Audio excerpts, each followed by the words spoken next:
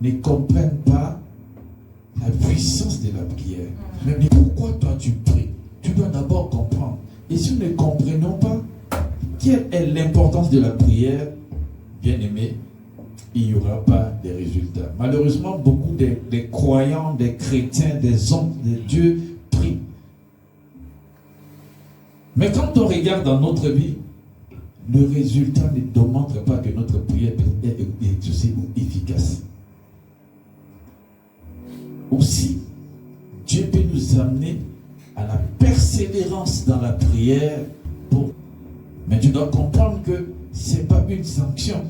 Mais chaque fois que tu pries pendant des années, pendant des mois, et que les choses ne changent pas, pose-toi la question, est-ce que ma prière que j'adresse à Dieu est conforme? Il y a des prières que nous faisons, ce n'est pas dans la volonté de Dieu. Mais tu pries, tu demandes à Dieu selon les désirs de ton cœur.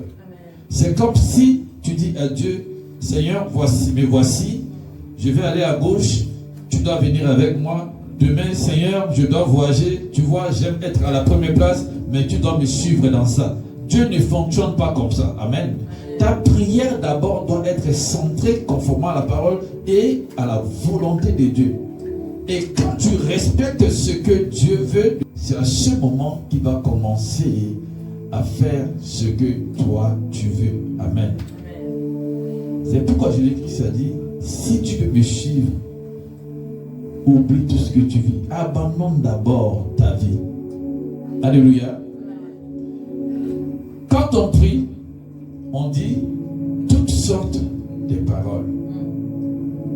Juste pour montrer à Dieu, Seigneur, nous t'aimons. Mais est-ce que le cœur est attaché à cette prière? Ou c'est la bouche, ou c'est la pensée? Est-ce que ton cœur, quand tu dis, Seigneur, je t'adore de tout mon cœur, ta bouche confesse cette parole, est-ce que ton cœur est attaché à ce qui sort de ta bouche? Père, aujourd'hui je me tiens devant toi, je m'engage à te servir. Demain, à 14h, à l'heure de prière, quelque chose se présente. Tu as maintenant le choix de respecter la parole. Père, j'ai prié, je m'engage, et de t'abandonner. Père, j'ai prié, je m'engage d'aller faire face à autre chose. C'est ça la prière. Quand tu dis quelque chose, Dieu tient compte, mais ça doit être respecté, parce que beaucoup de choses que nous disons, nous ne respectons pas. Alléluia. Amen. Agé chapitre 1, le verset 5 à 7.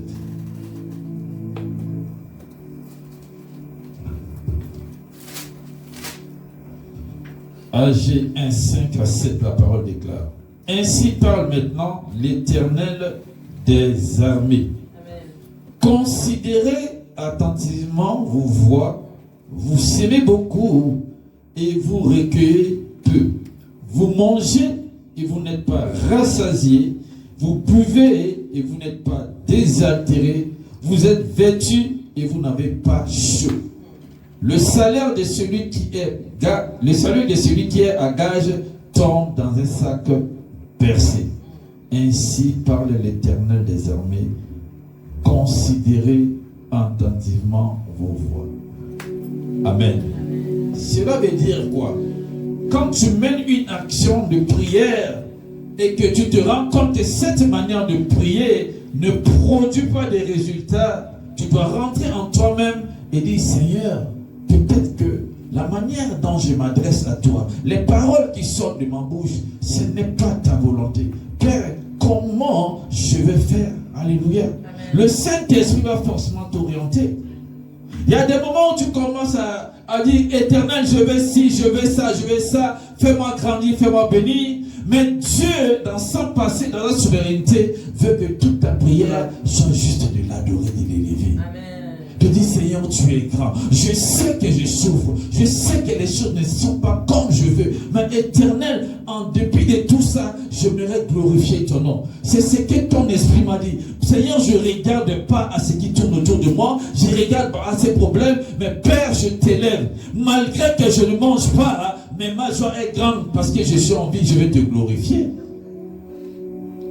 Les mots de la prière. Amen. Nous devons le comprendre. Et chaque fois que ta prière ne porte pas, pose-toi, interroge le Seigneur. C'est le résultat de ta prière qui démontre parfois ou qui atteste que la prière est exaucée. Nous venons ici de voir un acte de reconnaissance. Ça prouve que la prière a été exaucée. Frère, je ne suis pas en train de dire que tu pries aujourd'hui, demain tu as le résultat. Ça a pris des années. Mais je pense que pendant ces années-là, il y a des prières d'orientation. Alléluia. Amen. Oui, Seigneur, aujourd'hui je parle comme ça. Puis Saint-Esprit dit non, change, parle de cette manière. Tu es toujours inspiré et orienté par le Saint-Esprit. Aussi longtemps que tu es sous le contrôle du Saint-Esprit, frère, rien ne peut t'échapper, ma soeur. Tu vas toujours prier, mais le Saint-Esprit, par moment, va encore te canaliser, de parler d'une autre manière. Peut-être le Saint-Esprit peut te dire que oui, la maison ou le loyer, je ne sais pas trop, le travail, ce que tu fais, oui, est en train de se mettre en place dans l'esprit, mais il y a un esprit contraire qui va combattre ça, qui empêche exactement ce qui est arrivé à Daniel, et tu continues à prier pour cette bénédiction ou ce dont tu as besoin, mais en même temps, tu te lèves aussi dans la foi, dans l'autorité pour combattre tout esprit d'opposition en même temps. Alléluia. Amen. Ça va retarder la bénédiction, ça va retarder l'avancement de la destinée aussi longtemps que tu persistes dans la prière pour demander la progression, la grandeur spirituelle. Satan ne va pas croiser les bras. Tu dois réorienter ta prière pour contrecarrer. Tu es un disciple, tu es comme un militaire, une armée de Dieu. On a les stratégies. Et cette stratégie, tu ne peux que l'avoir dans la prière et révélée par le Saint-Esprit. C'est pourquoi il est important pour nous qui sommes les enfants de Dieu de comprendre quelle est la prière et comment prier. Amen. Amen. Jacques chapitre 5 verset 16. Okay. Je lis la parole de Dieu. Confessez donc vos péchés les uns aux autres. Amen. Et priez les uns pour les autres. Amen. Afin que vous soyez guéris. La prière fervente du juste a une grande efficacité. Amen. Alléluia. Amen. J'aimerais que tu soulignes la dernière partie de cette référence. La prière du juste a une grande efficacité. Ça veut dire que quand tu es un enfant de Dieu et que tu adresses à Dieu une parole, cette parole doit forcément avoir un résultat, doit forcément avoir une réponse. Mais s'il n'y a pas de réponse, si il n'y a pas de résultat, ce n'est pas dans la volonté de Dieu. Ou alors Dieu sait que ce que tu demandes pour l'instant, tu n'es pas prêt de l'avoir. Je ne peux pas te donner. Peut-être ce que tu demandes, si je te donne, ça peut te détruire. Et parfois, on est angoissé. Parfois, on accuse Dieu. Parfois, on dit Dieu ne répond pas. Pourquoi tu as fait à ma soeur? Elle était là avant, elle est venue après. Celui-là, il est ci, mais on est venu ensemble. Et lui, tu lui as répondu. Pourtant, on a fait la même demande. On peut tous être là. Et on prie pour avoir du travail. Quand je viens à l'église, parfois, je prie avec toi. Je dis, c'est mon frère, ma soeur, prions. Voilà le désir de mon cœur, voilà mon souhait. Tu me soutiens dans la prière et nous prions ensemble. Mais il y a des moments où nous avons le même sujet. Et après, tu verras que pour le même sujet, pour ton frère, ta soeur, la prière a été exaucée. Mais pour toi, elle n'a pas été exaucée. Et on commence maintenant à culpabiliser Dieu. On commence maintenant à dire, Seigneur, voilà, tu as fait à l'autre. Parfois, dans la chambre, tu te sens frustré, et même pendant que tu pries, le diable te souffle à l'oreille que non, mais Dieu ne prend pas compte de ta prière. Tu vois celle qui était à côté de toi, tu vois celle-là, le frère là, la soeur là, la voisine là, le collègue là, la collègue là. Est-ce que ta vie, tu n'as pas vu, c'est pas la même chose que vous demandez, mais vois à quel niveau lui ou elle est arrivé. Mais comme notre Dieu est souverain, il sait que ce qu'il va te donner, il faut qu'il te prépare. Amen. Je vais donner un exemple. Amen. Quelqu'un peut demander, un homme ou une femme, de rentrer dans le mariage.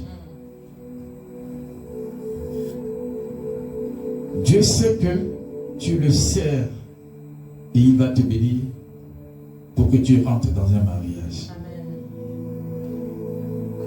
Et il sait, quand tu seras dans ce foyer, il y a des obligations, ce n'est pas question de la spiritualité. Il y a des obligations qui incombent à des couples que tu dois respecter.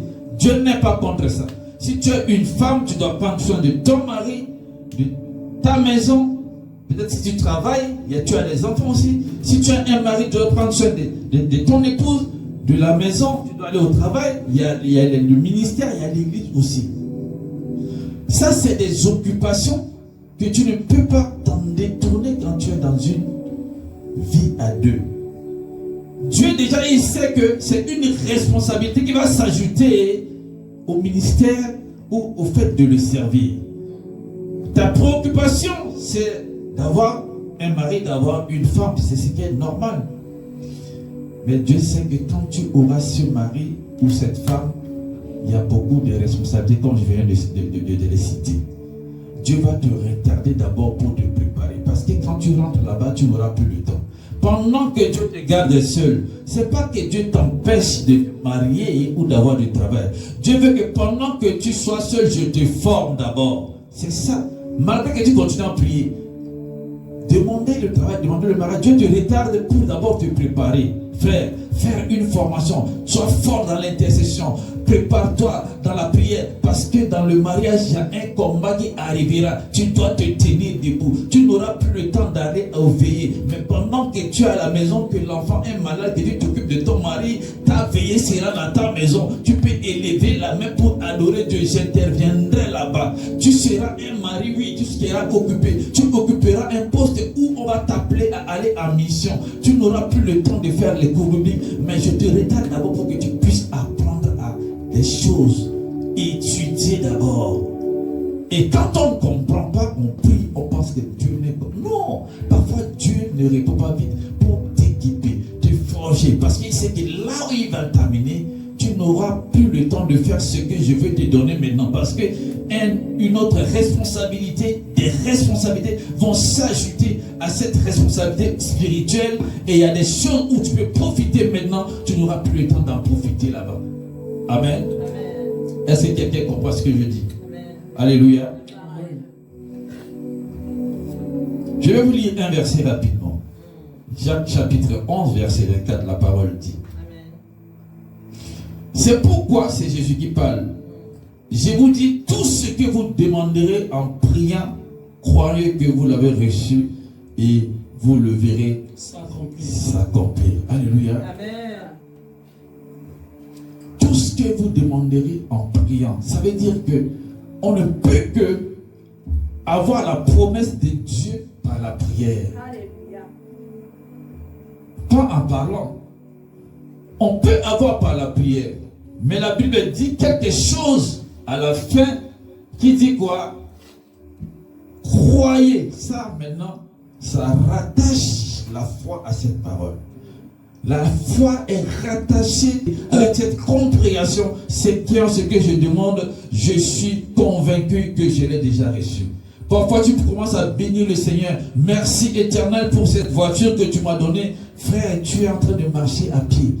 Merci Éternel pour cette merveilleuse épouse. Je vois mon affaire exploser. Je te bénis. Ton affaire exploser pendant que tu dis ça, frère, les rentrées c'est seulement 5 euros, 10 euros. Mais la foi est rattachée à cette parole. Alléluia. Et les disciples, ils ont compris cela. Parce qu'ils ont vu Jésus-Christ leur maître faire des exploits. À chaque fois qu'il se retire, il rentre en prière. Quand il sort, il y a des miracles qui s'opèrent. Il y a des aveugles qui regardent. Il y a la puissance de Dieu. Les démons sont chassés. Les morts sont ressuscités. Et les disciples étaient étonnés comme toi et moi ce matin. Et ils ont, la Bible dit, l'un des disciples pose la question à Jésus, a dit, Maître, enseigne-nous à prier. Amen. Ça veut dire que donc depuis leur manière de prier là, c'était pas conforme. Mais quoi? Comment toi le Seigneur, toi comment tu pries pour que après juste ta prière, il il y a toujours la puissance, la guérison, la révélation, le miracle. Père, comment toi tu pries? Je ne sais pas prier. Saint-Esprit, apprends-moi à prier. C'est des disciples, ils marchaient avec le maître. Le maître n'était pas loin, le maître était à côté, mais ils ont compris qu'à un moment notre prière n'a pas de sens. Je sens que cette prière ne porte pas de résultats. Il va falloir que je retourne à la source. Je retourne vers celui qui est le détenteur du secret de prière. Alléluia. Luc 11, chapitre 1. Jésus priait un jour à un certain lieu. Lorsqu'il eut achevé, un de ses disciples lui dit: Seigneur, apprends-nous à prier comme Jean l'a enseigné à ses disciples. C'est qu'ils ont fait un constat de négativité de leur prière. Ils ont fait un constat de la différence entre eux et Jésus-Christ. Il me reste combien de temps, s'il te plaît? 10 minutes. Dieu soit loué. Ce matin, j'aimerais interpeller un frère, une soeur. Comme la parole nous a dit, reconsidérer notre voie. Ça ne veut pas dire que ta marche est mauvaise, mais comprendre comment tu dois prier. Demande à Dieu, au Saint-Esprit, parfois de t'orienter. Quand Dieu ne répond pas vite à ton sujet de prière, ce n'est pas parce que il ne veut pas t'y donner. J'ai donné des raisons. Il veut te préparer, t'équiper d'abord. Peut-être il sait que ce que tu demandes, s'il te donne maintenant, tu vas perdre la foi. Tu ne vas plus le servir. Amen. Amen. Tu ne vas plus le servir. Il y a beaucoup de gens qui ont demandé du travail. Dieu leur a donné. Ils ne viennent plus à l'église. Vous allez les voir revenir quand ils auront perdu ce boulot-là. Ils n'auront plus de travail. Ils vont revenir et vont dire: Seigneur, je veux encore du travail. Il y a des gens où Dieu les a bénis à rentrer dans un foyer avec un mari, une femme, et ils pensent que tout est permis. Et ils oublient Dieu. Amen. Mais le jour où le diable va rentrer dans ce foyer, commencer à s'aimer la confusion, et il constate ou elle constate que le foyer est à danger, c'est là où il va revenir. Qu'est-ce que la prière fait dans notre vie? C'est-à-dire l'importance de la prière. Ici, j'ai énuméré 4 choses pendant que je préparais cette prédication. J'ai énuméré 4 choses que la prière fait souvent, que j'appelle ici les missions peut-être principales de la prière. Alléluia. Selon les Écritures. La première chose que la prière fait, c'est déjà pour notre croissance spirituelle et notre transformation. Quand tu pries, tu es en connexion avec Dieu. Quand tu es en connexion avec Dieu, le Seigneur va déposer en toi des choses. Le Seigneur va te permettre de comprendre certaines choses par des révélations. Le Seigneur va t'amener à changer de la façon de voir, la façon de comprendre. Parce que à un moment, quand tu es connecté, ton oreille n'écoute plus ce qui est à côté de toi. Est totalement orienté vers l'Esprit de Dieu. Amen. Le but de la prière, c'est d'abord ça. Pour que nous acquérons des révélations et de la connaissance. C'est dans la prière. C'est vrai, quand tu lis la Bible, Dieu va te révéler des choses. Mais ce que tu reçois quand tu es en intimité à Dieu dans la prière est plus grand que ce que tu reçois ici. Ici, c'est la parole puissante. Mais Dieu va te donner des choses. Alléluia. Ça, la Bible ne le dit pas. Mais c'est la prière qui va t'orienter par l'Esprit de poser des actes comme ça. La connaissance, la révélation, la transformation. Alléluia. La prière va t'amener à atteindre un niveau supérieur spirituel. Supérieur spirituel. Je vous donne des versets, vous allez lire après. Je cours après le temps. Luc 9, 29. Tu peux noter et tu liras. Amen. Amen. Donc, la prière peut t'amener à être transformé et à changer de dimension de vie. Ça, c'est la première chose que la prière apporte. La deuxième chose, la mission de la prière, c'est de faire des demandes et d'obtenir les promesses de Dieu. La deuxième mission, c'est de faire des demandes, d'obtenir les promesses de Dieu. C'est pourquoi chaque fois que nous voulons avoir quelque chose, il faut forcément passer par la prière. Les promesses de Dieu, passer par la prière. Amen. La Bible nous dit dans Philippiens 4, 6 qu'en toutes choses, nous devons faire quoi? Demander à Dieu. Ça, c'est la deuxième mission de la prière qui est importante, que tu dois savoir aussi, pour que la législation spirituelle soit imposée. Quand je parle de la législation, c'est la loi, les décrets. Quand tu te lèves et que tu dis au nom de Jésus, tu ordonnes, ça c'est un ordre, c'est un décret que tu prends. Je décrète que ma vie ne soit plus échouée. Tu ne dis pas ça en lisant la Bible, tu dis ça par la prière. C'est le rôle de la prière. Législation spirituelle et les décrets spirituels. Alléluia. C'est de payer aussi la possibilité de changer l'atmosphère spirituelle de ta vie. Dans la prière, tu peux avoir cette possibilité de changer l'atmosphère spirituelle. C'est-à-dire que quand tu pries, même si autour de toi, que les diables et tous ces enfants viennent, mais la puissance de la prière va libérer une onction à telle enseigne que ceux qui viennent pour bloquer ta vie vont finir par s'enfuir. Alléluia. Il y avait un témoignage où une femme disait à une autre femme, la première femme elle est sorcière, la deuxième c'est une femme de prière. Elle voit l'autre en journée, elle boude, elle la déteste, elle lui parle mal, et la deuxième ne comprend pas pourquoi la première la déteste, parce qu'elles n'ont jamais eu de problème. Et un jour, la sorcière a agressé la femme de la prière verbalement. Et la femme de la prière, elle était obligée de répliquer et dit, ce que tu fais, je ne comprends pas pourquoi toi tu me haïs de la sorte. Voilà la réponse de la sorcière. À chaque fois quand je viens chez toi, il y a toujours des feux, il y a toujours des flammes. Je ne peux pas approcher. Et elle ne savait pas, mais c'est la puissance de sa prière. Alléluia. Amen. Je vais lire 2 versets et puis je vais terminer avec le 4e point. On va rapidement dans le livre de Job. Job 22, verset 29. Nous terminons au verset 30. Job 22, 29. La Bible dit, à tes résolutions répondra tes succès. Je peux encore te dire ça d'une autre manière. À ta déclaration, à ton décret, à chaque fois que tu ordonnes, le succès doit suivre. C'est ça la prière. La prière permet aussi que les législations spirituelles soient respectées. La Bible déclare ici, retiens le verset 29, à tes résolutions. Chaque fois que tu décrètes, c'est ça la prière. Ton succès en dépend. Amen. Est-ce qu'on peut lire le Nombre 14, 28?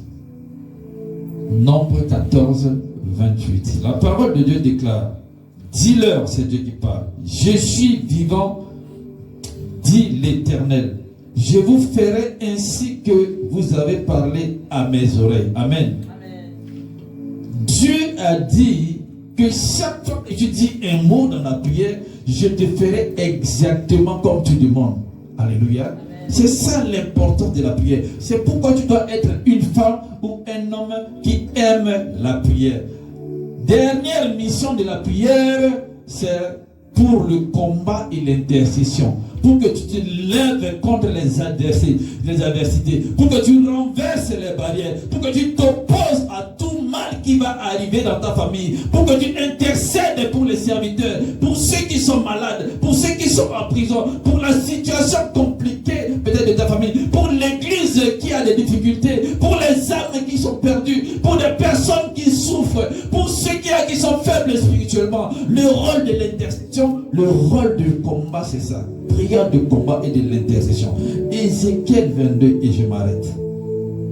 Ézéchiel 22, 29. 29 parole de Dieu déclare, le peuple du pays se livre à la violence, commet des rapines, opprime les malheureux et l'indigne, foule l'étranger contre toute justice. Maintenant, écoutez ce que Dieu dit. Je cherche parmi eux un homme qui élève un mur, qui se tient à la brèche devant moi en faveur du pays. C'est-à-dire, dans ce pays, on est en train d'opprimer, de faire souffrir, de torturer les gens. Et maintenant, Dieu dit, je cherche un homme. Cet homme, c'est moi. Cet homme, c'est toi. Cette femme, c'est toi. Cette femme, c'est moi. Cette femme, c'est l'église. Pour se tenir à la brèche, afin d'élever la prière. Dieu veut intervenir, mais il dit, il n'intervient pas jusqu'à ce qu'un homme va s'élever pour m'adresser la parole, demander mon intervention dans la prière, afin que je puisse intervenir. Ce matin, tu peux te lever dans la prière, ma soeur. Ce matin, tu peux te lever dans la prière, mon frère. Ce matin, tu peux te lever dans la prière, ma bien-aimée. Pour qu'enfin, le nom de Jésus soit glorifié. Amen. Pour qu'enfin, ce que nous demandons dans la prière à Dieu, nous l'aurons, pour que toutes les barrières soient renversées. Amen. Pour que les âmes soient sauvées. Amen. Pour que la situation ou la vie spirituelle de chacun soit transformée. Amen. Que Dieu vous bénisse. Recevez cette parole au nom de Jésus de Nazareth. Amen.